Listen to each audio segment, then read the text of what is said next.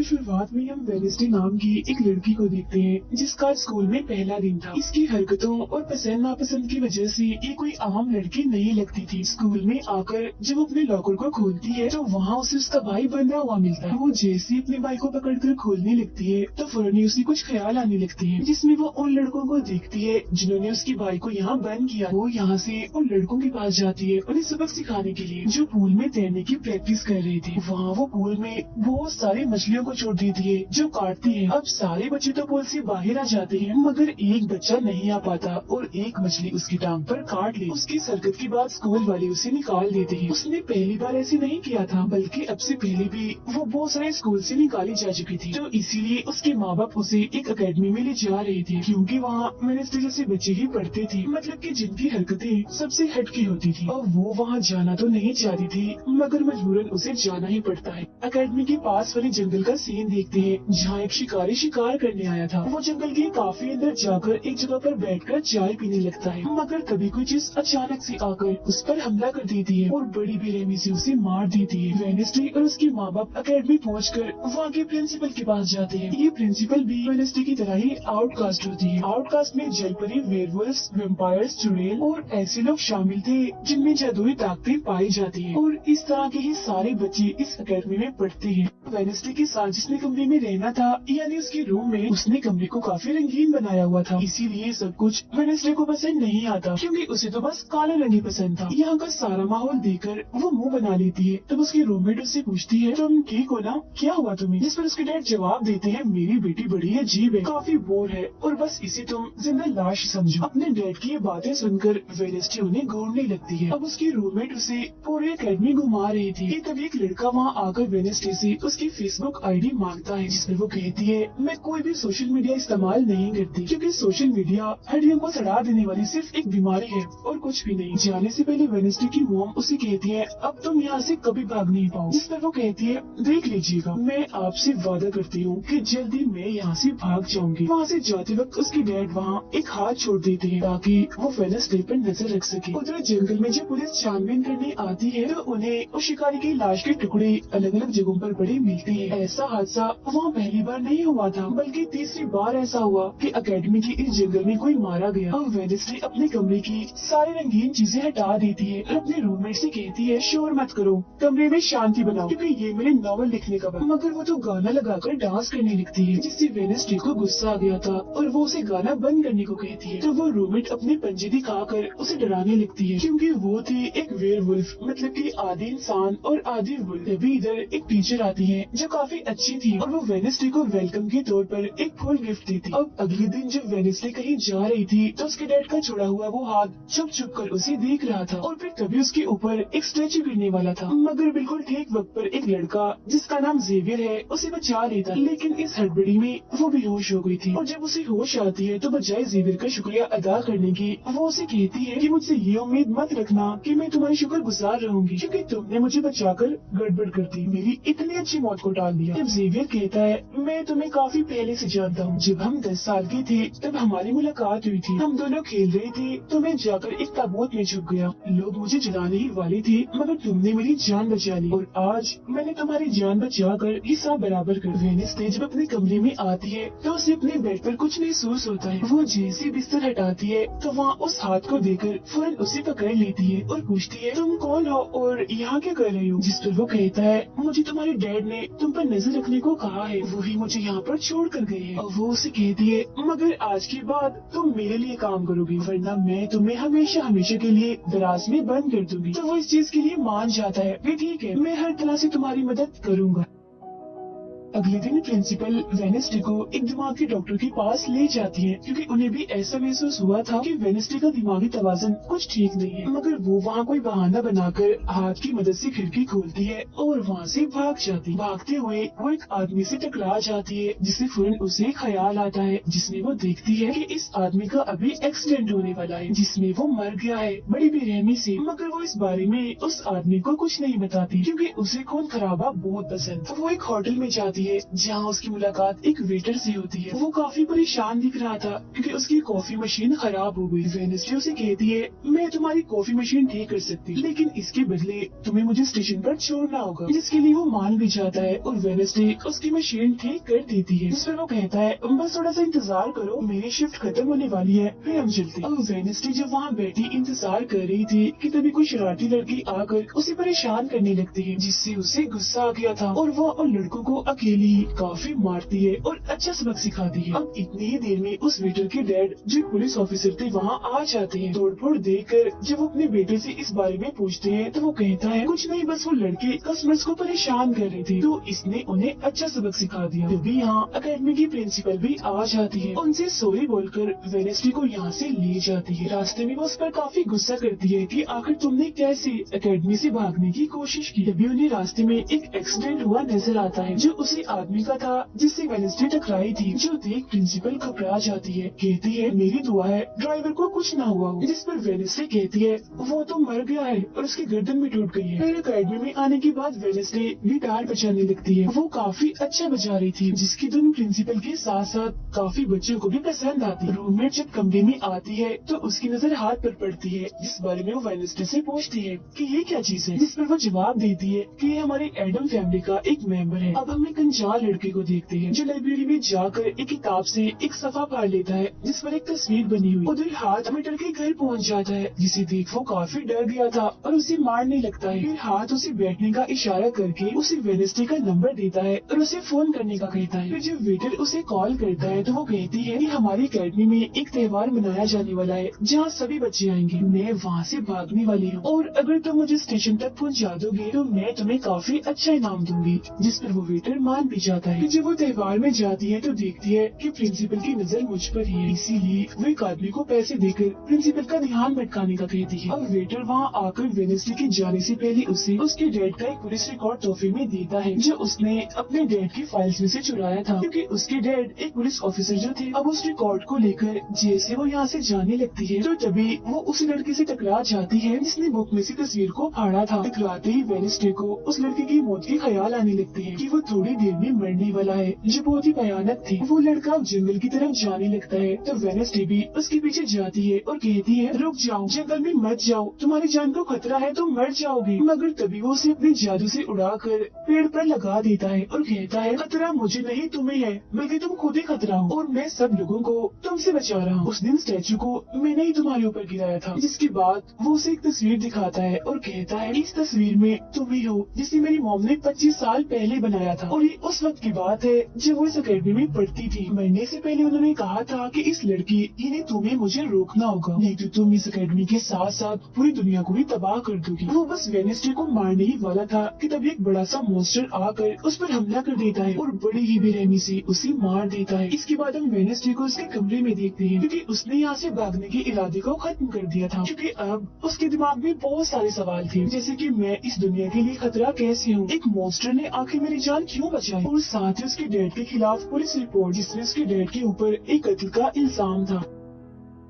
अब अगले दिन पुलिस ऑफिसर वहाँ आते हैं क्योंकि वेडनेसडे ने ये रिपोर्ट लिखवाई थी कि उस अनजान लड़के की मौत मैंने अपनी आंखों से होती हुई देखी जंगल में। मगर पुलिस को वहाँ ना कोई लाश मिलती है और ना ही कोई ठोस सबूत। तो वेडनेसडे से पूछते हैं कि आखिर तुम इतनी रात को जंगल में कर क्या रही थी, जिस पर वो कहती है, मैंने जंगल में उस लड़के को जाते हुए देखा था और जब मैंने उसका पीछा किया तो देखा कि एक मॉन्स्टर ने आकर उसे मार दिया है, जिसके बाद में बेहोश हो गई। तो फौरन प्रिंसिपल पुलिस ऑफिसर से कहती है, उस लड़के का कोई कत्ल नहीं हुआ, वो जिंदा है, बस यहाँ से भाग गया है। इसीलिए आपको वेडनेसडे की बातों का यकीन नहीं करना चाहिए। अक्सर इसे इस तरह के दौरे पड़ते रहते, हम इसका इलाज करवा रहे हैं, जल्दी ये ठीक हो जाएगी। फिर जब प्रिंसिपल वहाँ से जाती है तो वो ऑफिसर से कहती है कि जंगल में कोई तो है जो सबको मार रहा है और उसी ने उस लड़के को भी मारा है। मगर तभी वहाँ वो लड़का आ जाता है जो जिंदा था और बिल्कुल सही सलामत भी। अब अगले दिन जब वेडनेसडे को डॉक्टर के पास ले जाया जाता है तो वो उससे पूछती है कि क्या तुमने ये अफवाह इसलिए फैलाई कि सभी की तवज्जो तुम पर हो जाए, यानी कि तुमने उस लड़के की मौत होते हुए देखा। जिस पर वो कहती है मैं जानती हूँ मैंने क्या देखा है,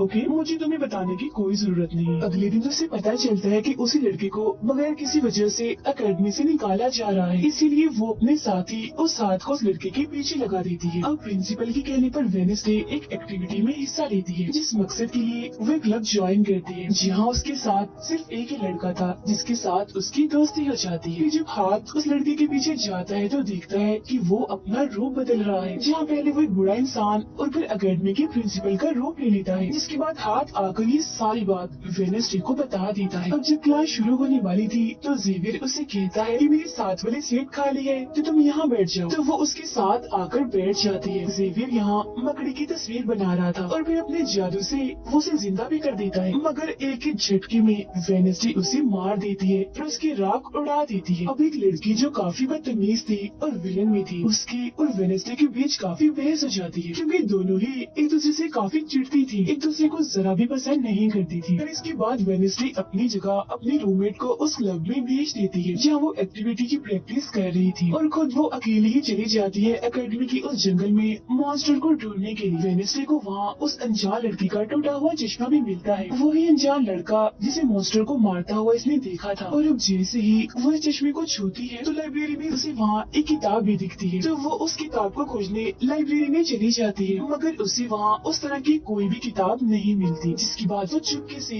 जेवियर के कमरे में चली जाती है, क्योंकि वो लड़का और जेवियर एक ही कमरे में रहती थी। वेडनेसडे और हाथ यहाँ पर उस किताब को ढूंढ रहे थे, मगर तभी यहाँ जेवियर आ जाता है, जिस वजह से वो बेड के नीचे छुप जाती है। तभी जेवियर के पास वो विलन लड़की भी आती है और उसे कहती है तुम मुझसे क्यों नाराज हो, अच्छा गुस्सा छोड़ो सुलह कर लो, जिस पर वो मना कर देता है। अब उसके इनकार पर विलन लड़की को लगने लगता है कि ये सब वो वेडनेसडे की वजह से कर रहा है, इसीलिए वो कहती है कि कल मैं वेडनेसडे समेत तुम्हारे सभी साथियों की कश्तियों की धज्जियां उड़ाने वाली हूँ। बेड के नीचे छुपे वेडनेसडे और हाथ भी उसकी ये बात सुन लेती। कमरे में वापस आने के बाद वेडनेसडे अपने रूममेट से कहती है कि कल जो कश्तियों की रेस होने वाली है मैं भी उसमें हिस्सा लूँ, और कुछ भी हो जाए उस घमंडी लड़की यानी विलन को मैं हरा कर ही रहूंगी। अब अगले दिन जब रेस शुरू होती है तो बताया जाता है कि इस मुकाबले का कोई भी असूल कानून नहीं है, जो भी टीम सबसे पहले गुफा में जाकर झंडे को लाएगी वही टीम जीत जाएगी। जिसकी फौरन बाद गेम शुरू हो जाती है और विलन भी अपनी चालें चलना शुरू कर देती है। वो अपने एक जलपरी साथी की मदद से एक टीम की कश्ती को तुड़वा देती है, जिससे वो पूरी टीम पानी में गिर जाती है। मगर फिर जब वो जलपरी वेडनेसडे की कश्ती की तरफ आ रही थी तो हाथ उससे पहले ही जाल फेंककर उसे जाल में फंसा लेता है। अब किनारे तक सिर्फ 3 टीम्स पहुंच पाती है, और जब सारे लोग झंडा लेने अंदर जाते हैं तो रूममेट अपने पंजों से जोकर टीम की कश्ती में छेद कर देती है। फिर सभी के साथ वेडनेसडे जब झंडा लेकर आ रही थी तो उसे एक ख्याल आता, जिसमें वो अपनी जैसी एक लड़की को देखती है जिसके हाथ में किताब थी। होश में आने पर झंडा लेकर वो वापिस से कश्ती में चली जाती है। जोकर की कश्ती तो छेद होने की वजह से वहीं पर ही डूब जाती है, जबकि जलपरी दोबारा से वेडनेसडे की कश्ती पर हमला करने लगती है, मगर हाथ पानी में जाकर जलपरी को जोर से मुक्का मार। अब वेडनेसडे अपनी कश्ती से बहुत सारे तीर निकाल कर विलन की कश्ती में छेद कर देती है, जिससे उसकी कश्ती डूब जाती है और वेडनेसडे की टीम इस रेस को जीत जाती है। अब ये 4 साल में पहली बार हुआ था जब उस विलन को किसी ने हराया था, इसलिए आज वो गुस्से में आग बबूला हुई। रात के वक्त वेडनेसडे एक स्टैचू के पास जाती है जिसके हाथ में किताब थी। किताब पर लिखी एक पहेली को जैसे ही वो सुलझाती है तो वहाँ एक रास्ता खुल जाता है। जैसे ही उसके अंदर जाती है तो देखती है कि यहाँ उसके मॉम डैड के अलावा और भी बहुत सारे लोगों की तस्वीरें लगी हुई है। उसे वहाँ वो किताब भी मिल जाती है जिसकी वो तलाश कर रही थी, मगर जैसे ही वो उस किताब को वहाँ से लेकर जा रही थी कि तभी अचानक से कोई आकर उस पर हमला कर देता है, जिससे वो बेहोश हो जाती है। अब उसे जैसे ही होश आती है तो देखती है कि उसे कुछ लोगों ने बंदी बनाया हुआ है, जिन्होंने मास्क भी लगाए हुए थे। मगर उनकी आवाज सुनते ही वेडनेसडे उन्हें पहचान लेती है और कहती है कि मैंने तुम्हें पहचान लिया है, तुम अपने मास्क हटा सकती हो। असल में ये लोग और कोई नहीं बल्कि विलन और उसके साथी थे। इसी दौरान वो अपनी रस्सी भी खोल चुकी थी और वहाँ से जाने लगती है, मगर जाते जाते वो कहती है तुम सब छोटे बच्चे हो, अगवा करना भी तुम्हें ठीक से नहीं आता। वापिस आने के बाद वो उस तस्वीर को किताब पर लगाकर मुकम्मल करती है, जिसे उस लड़की ने किताब से फाड़ लिया था और वो उसे पढ़ने लगती है। अब अगले दिन प्रिंसिपल सभी बच्चों को एक प्रोजेक्ट देती है जिसमें उन्हें शहर की सारी दुकानों पर जाकर काम करना था। शहर पहुंचने के बाद वेडनेसडे जेवियर को वो किताब दिखाकर पूछती है कि क्या तुम इस किताब को पहचानते हो, जिस पर वो कहता है हाँ। इस किताब को लेकर मेरी और उस लड़के के बीच में लड़ाई भी हुई थी, जिसके बारे में तुमने कहा था कि मॉन्स्टर ने उस पर हमला कर दिया था। ये किताब एक जादूगर की है और 30 सालों से भी ज्यादा पुरानी है, तो तुम इसके साथ क्या कर रही हो। ये सुन वो उससे पूछती है तुम उस जादूगर के बारे में और क्या जानते हो। वो कहता है कुछ खास नहीं, अगर तुम उस जादूगर के बारे में जानना चाहती हो तो तुम्हें उसके घर जाना होगा, जो काफी पुराना एक खास घर है। अकेडमी के सारे बच्चे भी अलग अलग दुकानों में जाकर काम करने लगते हैं। वेडनेसडे एक वेट्रेस बनी थी, मगर उसका नखरा गुस्सा देकर कोई भी उसे खाने की चीज नहीं लेता। वेडनेसडे का दोस्त पेस्ट्री खा रहा था कि तभी शरारती बच्चे आकर उसे परेशान करने लगते हैं और बस फिर होना क्या था, वेडनेसडे वहाँ आती है और उन्हें खूब मारती है। इसके बाद वो अपने उस दोस्त को लेकर जादूगर के घर जाती है ताकि वो सारी सच्चाई जान सके कि आखिर बात क्या है, और उस किताब के बारे में भी। उसे वहाँ जादूगर की बहुत सारी चीजें और एक पेंटिंग भी दिखाई देती है। पेंटिंग में वो उसी लड़की को किताब पकड़े हुए देखती है जो उसे गुफा के पास भी दिखी थी। उसके ख्याल में जब उनकी रेस में वेडनेसडे झंडा लेने गई, फिर उसे वहाँ इस पेंटिंग वाले लड़की की किताब भी मिल जाती है, मगर वो खाली थी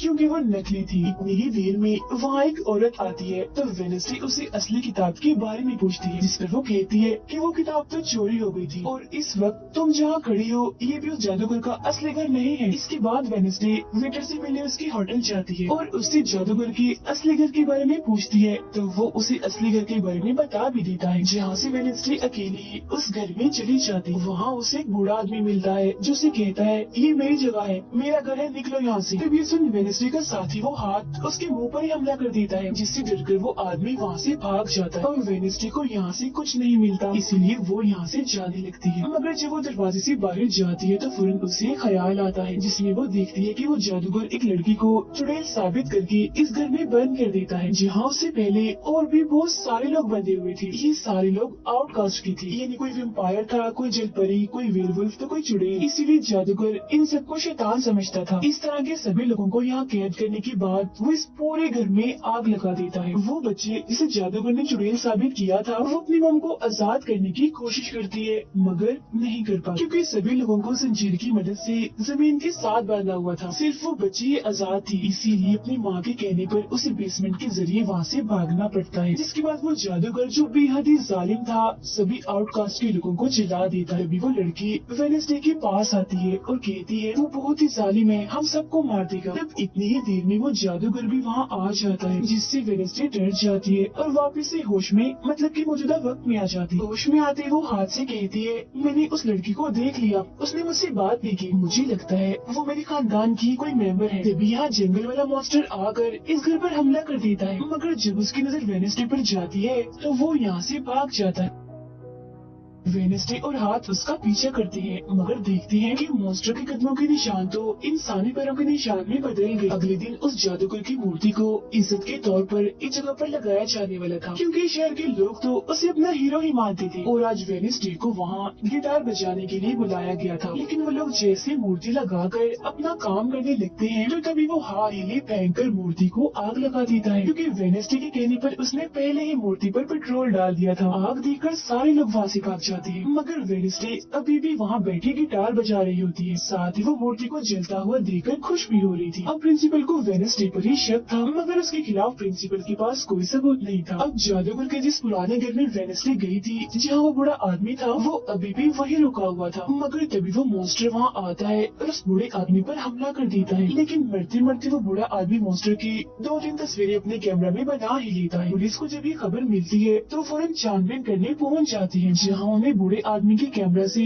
मॉन्स्टर की तस्वीर भी मिल जाती है। अगले दिन हाथ मुर्दा घर जाकर वहाँ लगे कैमरा पर कोई चीज लगा देता है ताकि जो वो करे उसे कोई ना देख सके। फिर वो दरवाजा खोलता है तो वेडनेसडे अंदर आती है। वो यहाँ दरअसल उस बूढ़े आदमी के जख्मों को देखने आई थी जिसे उस मॉन्स्टर ने मारा था। वो बूढ़े आदमी की लाश को देखकर सारा डेटा अपने पास रिकॉर्ड कर लेती है, जबकि हाथ उसकी एक फाइल बनाने में लग जाता है। अभी वहाँ डॉक्टर और पुलिस ऑफिसर भी आ जाते हैं। तब छुपने के लिए वेडनेसडे एक बॉक्स मिस हो जाती है। फिर जब डॉक्टर उस बॉक्स को खुला हुआ देखते हैं तो फौरन उसे चेक करते हैं, मगर जब वेडनेसडे को उसमें पड़ा हुआ देखते हैं तो उन्हें लगता है कि ये भी एक लाश है, इसीलिए वो उस बॉक्स को बंद करके वहाँ से चले जाते हैं। मगर फिर जब हाथ उसे वहाँ से लेने आता है तो वो कहती है, अच्छा तंग मत करो प्लीज, थोड़ी देर और सुने तो बड़ा मजा आ रहा है। फिर इसके बाद वो अपनी छानबीन से ये पता लगवा लेती है कि वो मॉन्स्टर असल में जिस्म के हिस्सों को इकट्ठा कर रहा है। फिर अगले दिन जब वो अकेडमी जाती है तो उसे जेवियर के गर्दन पर किसी के पंजों के निशान दिखते हैं। अब हम जेवियर को एक केबिन से बाहर आता हुआ देखते हैं और क्योंकि वेडनेसडे को उसके जख्मों पर पहले से ही शक था तो वो भी उसका पीछा करते करते वहाँ आ गई थी। उससे वहाँ पर बहुत सारे मॉन्स्टर की ड्राइंग्स और तस्वीरें दिखती है। एक तो तस्वीर को लेकर जैसी वो वहाँ से जाने लगती है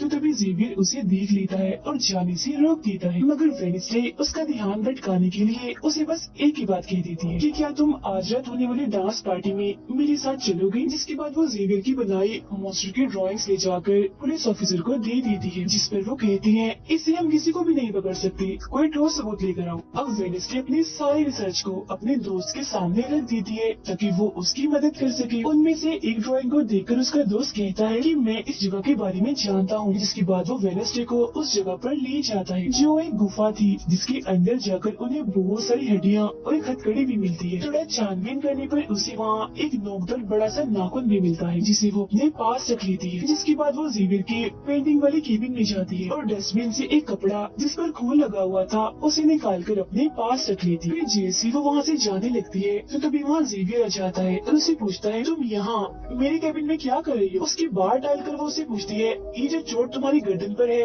ये तुम्हें कैसे लगी। तो वो बताता है कि पिछले कुछ दिनों से ये मॉन्स्टर मेरे सपनों में आ रहा है, इसीलिए मैं इसकी ड्राइंग्स बनाता हूँ, मगर एक दिन मैंने अपने जादू पर से कंट्रोल खो दिया और ड्राइंग के अंदर से मॉन्स्टर की पंजे ने निकलकर मुझे नोच लिया। लेकिन अब क्योंकि वेडनेसडे उस पर शक कर रही थी इसीलिए वो उस पर काफी गुस्सा करता है और फौरन उसे यहाँ से जाने का कहता है। अब वेडनेसडे वो खून लगा कपड़ा और नाखून जाकर पुलिस ऑफिसर को दे देती है और कहती है ये लो ठोस सबूत और बिशप डीएनए टेस्ट करवा लो, मेरे ख्याल से इतना सबूत काफी होगा, है ना।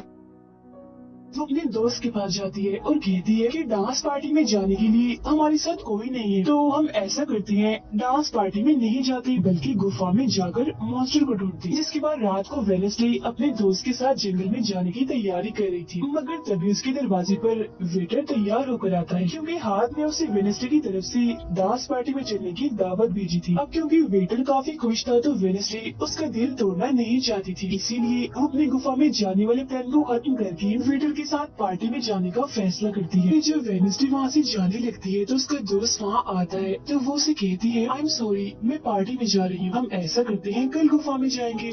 लेकिन उसका दोस्त बगैर बताई अकेला ही उस गुफा में चला जाता है। उधर पार्टी में सारे लोग आकर काफी एंजॉय कर रहे थे, सब लोग अपने अपने साथी को लेकर पार्टी में आए हुए थे, जहाँ जेवियर अपने साथ उस विलन लड़की को लाया था। लेकिन जब वेडनेसडे वेटर के साथ वहाँ आती है तो उन दोनों को साथ देकर जेवियर चिढ़ने लगता है। जब सब लोग डांस कर रहे थे तो वेडनेसडे के डांस करने की स्टाइल से सारे लोग काफी हैरान रह जाते हैं क्योंकि वो काफी अजीब तरह से ही डांस कर रही थी। उधर जंगल में वेडनेसडे का दोस्त भी पहुँच गया था और छुपकर मॉन्स्टर के आने का इंतजार कर रहा था, मगर तभी वहाँ कोई आता है और उस गुफा में धमाका करके भाग जाता है। जेवियर लगातार उन दोनों को देखकर जल रहा था, इसीलिए वो विलन लड़की से कहता है कि तुम अपना लॉकेट उतारो और अपनी जेल परी से मेरे लिए मदद मांगो ताकि मैं वेडनेसडे को भूल जाऊँ। जो सुन विलन लड़की भड़क जाती है और उसे कहती है कि तुम तो पहले ये कहते फिर रहे थे कि मैंने अपनी जेल परी से तुम्हें अपने काबू में किया है और अब तुम्हें किसी को बुलाने के लिए मेरी ही मदद चाहिए। तभी बाहर शरारती लड़कों का ग्रुप टैंकर लेकर आता है और डांसिंग क्लब के पंप में वो बड़ा सा पाइप लगा देते हैं और फिर तभी अचानक उस पार्टी में खून की बारिश होने लगती है क्योंकि जो टैंकर वो शरारती लड़के लाए थे जिसका पाइप उन्होंने लगाया था उसमें दरअसल खून था। ये देख सारे लोग घबरा जाते हैं और पार्टी से भागने लगती है, मगर वेडनेसडे वहीं खड़ी रहती है क्योंकि उसे तो अब और मजा आ रहा था क्योंकि वो बारिश खून की नहीं बल्कि कलर की थी जिसमें वो काफी एंजॉय कर रही थी। तभी वेडनेसडे को ख्याल आता है जिसमें वो देखती है कि उसका दोस्त अकेला ही जंगल में चला गया है, जहाँ वो मुसीबत में है, उसकी जान खतरे में है, इसीलिए वो जंगल की तरफ उसे बचाने के लिए भाग जाती है। उसके दोस्त के पीछे दरअसल वो मॉन्स्टर पड़ गया था जिससे बचकर वो भाग रहा था। वो मॉन्स्टर एक बार उस पर हमला करता ही है कि तभी वेडनेसडे उसे ढूंढते हुए वहाँ आ जाती है। तब मॉन्स्टर उसे देखकर वहाँ से भाग जाता है। वो अपने दोस्त को बेहोश पड़ा हुआ देखकर काफी घबरा जाती है। इतनी ही देर में उसकी टीचर भी उसका पीछे करते करते वहाँ आ गई थी, जिसके बाद उसके दोस्त को हॉस्पिटल ले जाया जाता है और वेडनेसडे खुद वापस अपनी अकेडमी में आ जाती है, जहाँ वो अपने डैड पर लगी इल्जाम को सुलझाने की कोशिश कर रही थी कि आखिर सच क्या। अकेडमी में सारे माँ बाप अपने बच्चों से मिलने आते हैं क्योंकि आज मीटिंग थी। प्रिंसिपल सबको बताती है कि वेडनेसडे के दोस्त की हालत में सुधार हो रहा है, कुछ दिन के बाद ठीक होकर वो वापिस आ जाएगा। मगर दूर खड़ी वेडनेसडे अपने रूममेट को बताती है कि ये झूठ है, वो तो कोमा में है बेचारा। तभी यहाँ दोनों के माँ बाप आ जाते हैं और ये उनसे मिलने चली जाती है। वेडनेसडे अपने मॉम डैड को बताती है कि जब से आपने मुझे यहाँ छोड़ा है मेरे ऊपर बहुत सारे हमले हुए हैं। अब इन सभी को अपनी अपनी फैमिली से मिलता हुआ दूर खड़ी जेवियर और विलन लड़की देख रहे हैं क्योंकि उनके मॉम डैड आज भी नहीं आए। अब विलन लड़की सुधर गई होती है, साथ ही उसकी जेवियर के साथ दोस्ती भी हो गई थी, तो अब से हम उसे जेवियर की दोस्त कहें। तब इतनी ही देर में उसकी मॉम भी इधर आ जाती है जिसे देखकर वो काफी हैरान थी। वेडनेसडे के माँ बाप प्रिंसिपल से मिलते हैं तो वो कहती है कि वेडनेसडे काफी अजीब तरह से सबसे पेश आती है, इसे डॉक्टर के पास ले जाए इलाज करवाने के लिए। अब इससे पहले वहाँ उसके माँ बाप कुछ कहती फौरन वो बोल पड़ती है कि रुकिए जरा डैड, मैं आपसे कुछ पूछना चाहती हूँ। ये देखिए एक लड़का जिसका नाम गैरेट है, इसके कत्ल का इल्जाम आपके सर पर क्यों है और ये कौन था? तब वेडनेसडे की मॉम उसे कुछ भी बताने से इनकार कर देती है। जब वो अपनी मॉम को ये कहकर यहाँ से चली जाती है कि मत बताइए, बाकी सबूत मैं खुद ढूंढ लूँ। वो सीधा जाती है हॉस्पिटल अपने दोस्त से मिलने, जहाँ उसका ख्याल वेडनेसडे का साथी हाथ रख रहा था। अब पता चलता है कि डॉक्टर ने अपनी जान ले ली है और ये डॉक्टर वही था जिसके मुर्दा खाने से वेडनेसडे बूढ़े आदमी की लाश को देखने आई। मरने से पहले डॉक्टर ने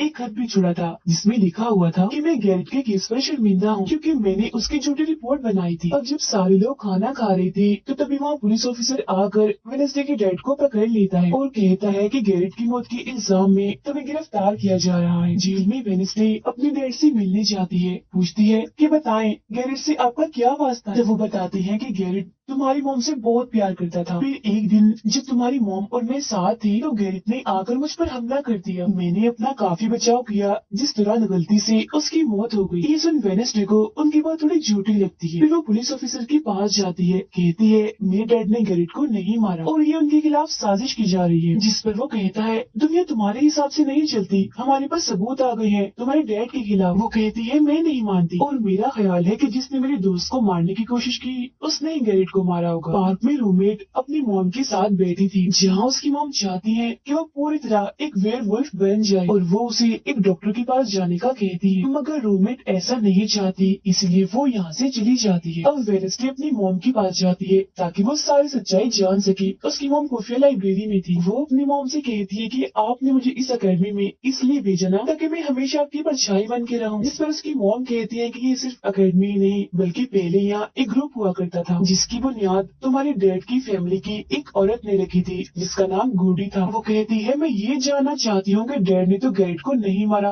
तो फिर किसने मारा है। तब उसकी मॉम सच्चाई बताती है कि जब मैं वहाँ गई तो मैंने देखा कि तुम्हारे डैड और गैरेट आपस में लड़ रहे थे। मैंने उन्हें रोकने की कोशिश की मगर गैरेट तुम्हारे डैड को काफी बुरी तरह से मार रहा था। मैंने फौरन तलवार उठा ली और फिर जैसे गैरेट मेरे पास आने लगा तो तलवार उसके आर पार हो गई और वो मारा गया। मगर तुम्हारे डैड ने मेरी जान बचाने के लिए तलवार मुझसे ले ली ताकि सारा इल्जाम उन पर आ जाए। वेडनेसडे कहती है मगर मुझे पता चला था कि जब गैरेट मरा तो उसके मुंह से झाग निकल रही थी। ऐसा तो सिर्फ तब होता है जब किसी ने जहर लिया। अब सच पता करने का सिर्फ एक ही रास्ता है, गैरेट की कब्र को खोदना। जिसके बाद वो अपनी मॉम के साथ मिलकर गैरेट की कब्र को खोद देती है और वहाँ से उसकी एक उंगली ले लेती है। मगर तभी इधर पुलिस आकर उन दोनों माँ बेटी को गिरफ्तार कर लेती है। जेल में वेडनेसडे गैरेट की उंगली अपने मॉम डैड को दिखाती है, कहती है कि उसकी मौत जहर से हुई थी। मगर जैसे उसके हाथ इस उंगली पर लगते हैं उसे फौरन एक ख्याल आता है जिसमें वो देखती है कि गैरेट के डैड ने उसे जहर दिया था ताकि वो इस पूरे अकेडमी के लोगों को मार डाले। मगर जब उसकी लड़ाई वेडनेसडे के डैड से हुई तो जहर की बोतल टूट गई जिससे सारा जहर गैरेट के अंदर चला गया, जिसका मतलब साफ था कि उसने वेडनेसडे के डैड को ही नहीं बल्कि पूरी अकेडमी को ही खत्म करने आया था। जेल से रिहा होने के बाद वेडनेसडे और उसकी मॉम मेयर के पास जाती है, कहती है आपने गैरेट की मौत की सच को छुपाया, उसकी मौत जहर से हुई थी न कि तलवार से और ये बात साबित भी हो गई है। जो सुन मेयर सब कुछ सच बता देता है जिसके बाद वेडनेसडे के डैड को भी रिहा कर दिया जाता है। अब वेडनेसडे अपनी मॉम को बताती है कि मुझे बहुत ख्याल आते हैं, जिस पर उसकी मॉम कहती है कि ये खासियत हमारे खानदान में है, ख्याल सबको आते हैं, अगर ख्याल हमारे कंट्रोल में ना रहे तो ये हमें पागल बना सकते हैं, इसीलिए हमारे खानदान के पुराने लोग आकर हमें आसान रास्ता बताते हैं और ट्रेनिंग देती है। तो वेडनेसडे फौरन बोलती है जैसे गुडी एडम्स जिसके बारे में आपने बताया था कि वो मेरे डैड के खानदान की है, जिस पर उसकी मॉम कहती है कि मुझे नहीं नहीं पता। बहरहाल तुम होशियार रहना, क्योंकि गुडी एडम्स बदला चाहती थी, जिसके चक्कर में वो खुद भी नहीं बच पाई। फिर सबके माँ बाप अपने अपने बच्चों से मिलकर जा रहे थे। रूममेट अपनी मॉम को कहती है, आप फिक्र मत करना, जब मुझे वेयरवुल्फ बनना होगा मैं बन जाऊँ। जाने से पहले वेडनेसडे की मॉम उसे वही किताब देती है जो अक्सर प्रिंसिपल के पास हुआ करती थी। वो किताब लेकर वेडनेसडे प्रिंसिपल के पास जाती है, कहती है कि उस अनजान लड़की को आपने मारा था, मैंने देखा था, जिसके बारे में मैंने कहा था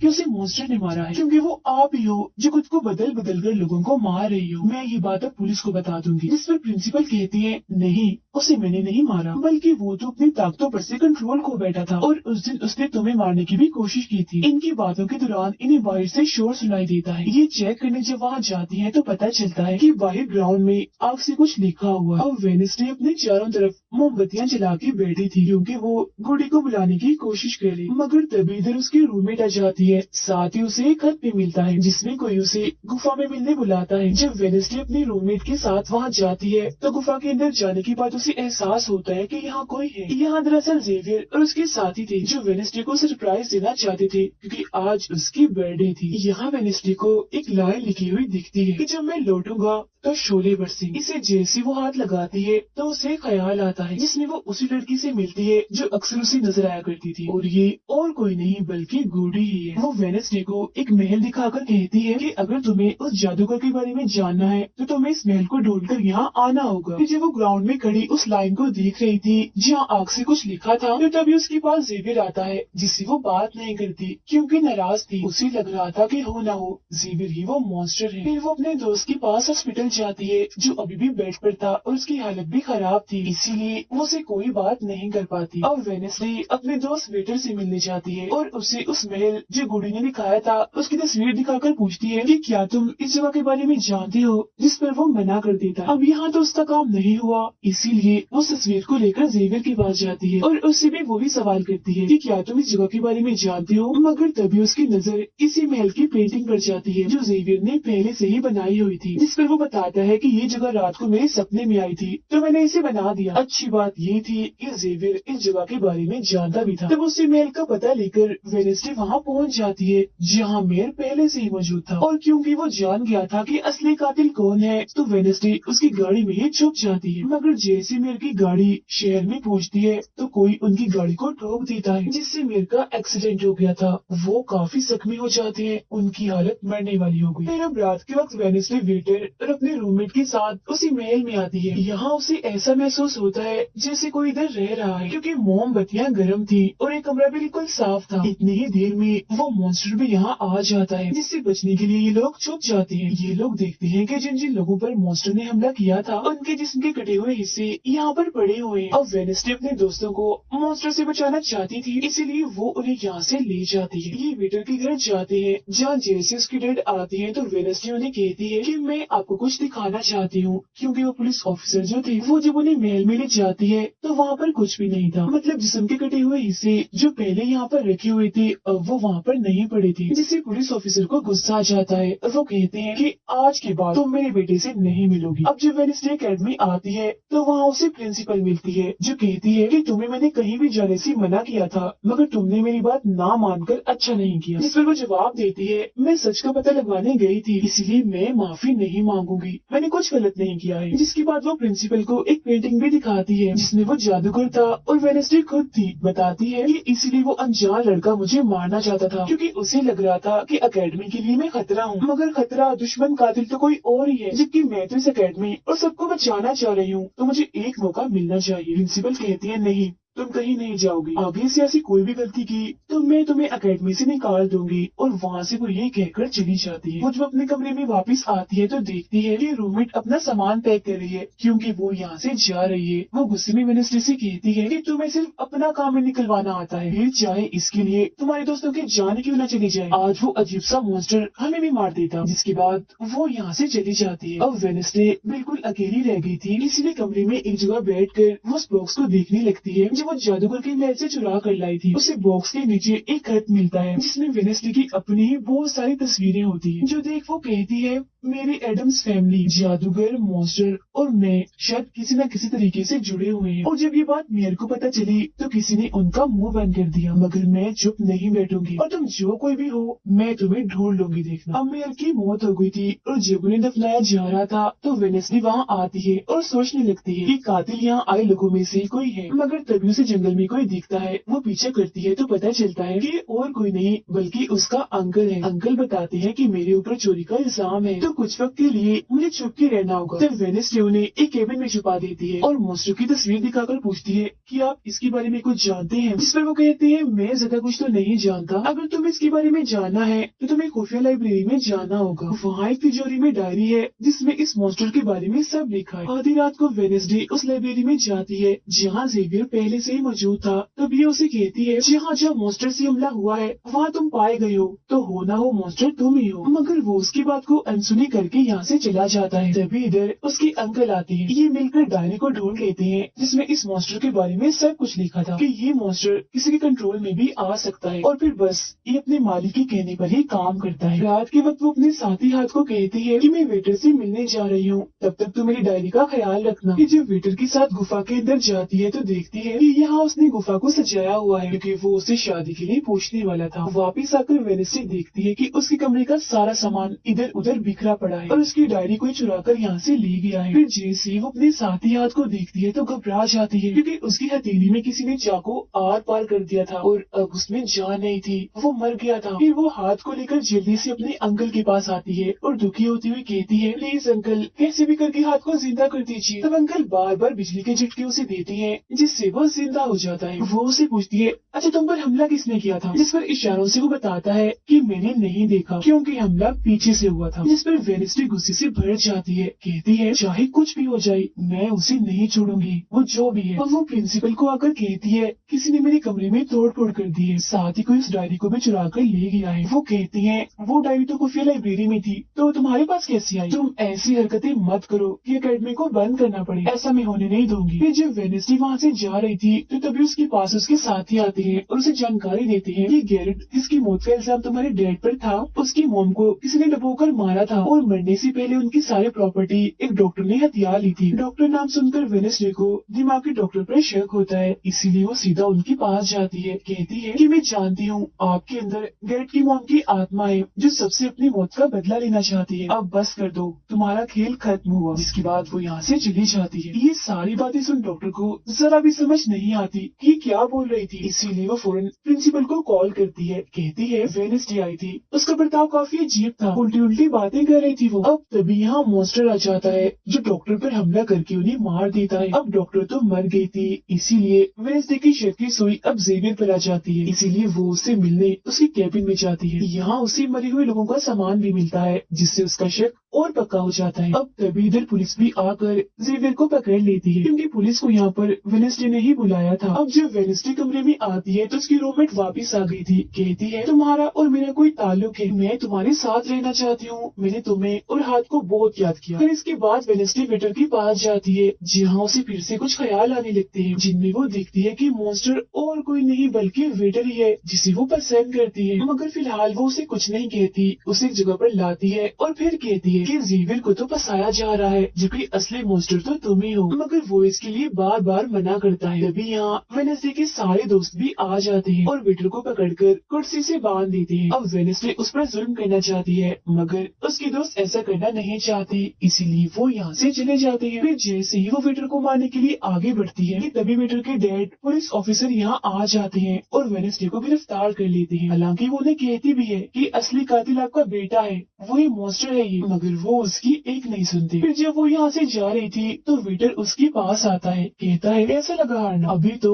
और भी बहुत कुछ होना बाकी है बच्चों। जिसके बाद प्रिंसिपल भी वेनेसडे को कह देती है कि तुमने सारी हदें पार कर दी, इसीलिए तुम्हें अकेडमी से निकाला जा रहा है। लेकिन अभी भी वो बार बार एक ही बात कह रही थी कि वेटर ही असली मॉन्स्टर है, मगर फिर भी वो उसकी एक नहीं सुनती और जाने का कहती है। तब आखिरी बार वेनेसडे जेवियर से मिलने जाती है जो जेल में बंद था और उससे नाराज भी था क्योंकि वेनेसडे ने ही उसे पुलिस के हवाले किया था। हालांकि वो उसे बताती भी है कि मॉन्स्टर वेटर है और उसने मेरे जरिए तुम्हें फंसाया है। वो उसकी एक नहीं सुनता, कह देता है कि सारी मुसीबत की जड़ तुम हो, अगर तुम ये अकेडमी छोड़ के चली जाओगी तो कुछ भी गलत नहीं होगा। ये बात सुनने के बाद वो एक सेकंड भी नहीं रुकती और यहाँ से चली जाती है। वो अपने कमरे में आकर अपना सारा सामान पैक करती है, जिसके बाद वो सभी से आखिरी मुलाकात करती है। सबसे आखिर में वो अपने दोस्त से मिलने हॉस्पिटल में जाती है। कहती है मैं तो जा रही हूँ, तुम अपना ख्याल रखना और हाँ बाहर मत निकलना, बाहर मॉन्स्टर हो सकता है। और उस दिन गुफा में धमाका करने वाला और कोई नहीं बल्कि प्रिंसिपल ही थी। जिस पर वो कहता है नहीं, धमाका करने वाले के जूते लाल थे, जबकि प्रिंसिपल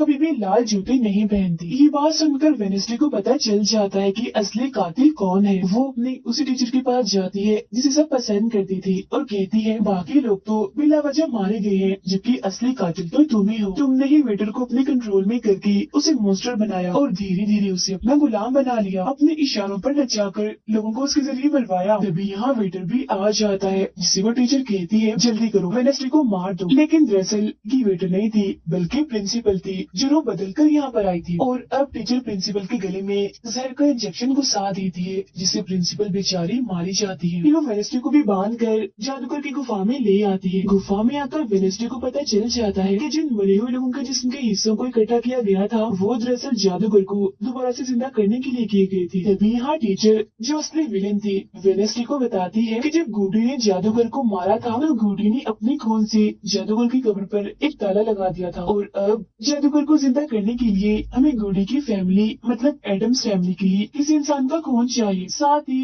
पूरे चांद की रात भी हो। और अब हमें ये सुनहरी मौका मिल गया है जादूगर को जिंदा करने का, क्योंकि एडम्स फैमिली से तुम हो और आज पूरे चांद की रात भी है, हम तुम्हारा खून लेंगे। जिसके बाद टीचर वेनेसडे के हाथ पर कट लगा देती है, जिससे उसका खून निकलने लगता है। फिर वो उसके खून से जादूगर की कब्र का ताला खोल देती है और फिर अगले ही पल जादूगर भी जिंदा होकर अपनी कब्र से बाहर आ जाता है। बाहर आते ही वो वेनेसडे को चाकू मार देता है, जिससे वो जख्मी हो जाती है। इसके बाद वो अकेडमी को खत्म करने के लिए चला जाता है। अब तभी यहाँ गूडी एडम्स आती है और वेनेसडे को बिल्कुल ठीक कर देती है, मतलब कि उसके जख्म, और कहती है मैंने तुम्हें ठीक तो कर दिया है मगर अब की बाद मैं तुम्हें नजर नहीं आऊंगी। जंगल के रास्ते से जब वेनेसडे जा रही थी तो तभी उसके सामने वेटर आ जाता है। उसे टीचर कंट्रोल कर रही थी, इसीलिए वो मॉन्स्टर बनकर उस पर हमला कर देता है। वो बस उसे मारने ही वाला था कि तभी यहाँ एक वेयरवुल्फ आ जाती है, जो और कोई नहीं बल्कि रूममेट थी, जो आज पहली बार वेयरवुल्फ बनी थी, वो भी सिर्फ वेनेसडे को बचाने के लिए। यहाँ वेयरवुल्फ और मॉन्स्टर के बीच काफी खतरनाक लड़ाई होती है, जिसमें वेयरवुल्फ मॉन्स्टर पर भारी पड़ रही थी और उसे काफी मारती है, अच्छा मजा चखाती है। इसके बाद वेनेसडे जादूगर से लड़ने उसे रोकने के लिए अकेडमी में आ जाती है, जहाँ वेनेसडे को बचाने के लिए जेवियर पहुँच जाता है। अब जैसे जादूगर जेवियर को मारने वाला था तो तभी सामने वेनेसडे आ गई थी और वो बेचारी खुद जख्मी हो जाती है। मगर फिर भी वो जेवियर को कहती है कि तुम यहाँ से जाओ और बाकी अकेडमी वालों को बाहर निकालो, क्योंकि ये हम जैसे आउटकास्ट के लोगों को नहीं छोड़ेगा। जिसके बाद वो फिर से खड़ी हो जाती है, उसके हाथ में तलवार भी थी, जिसकी मदद से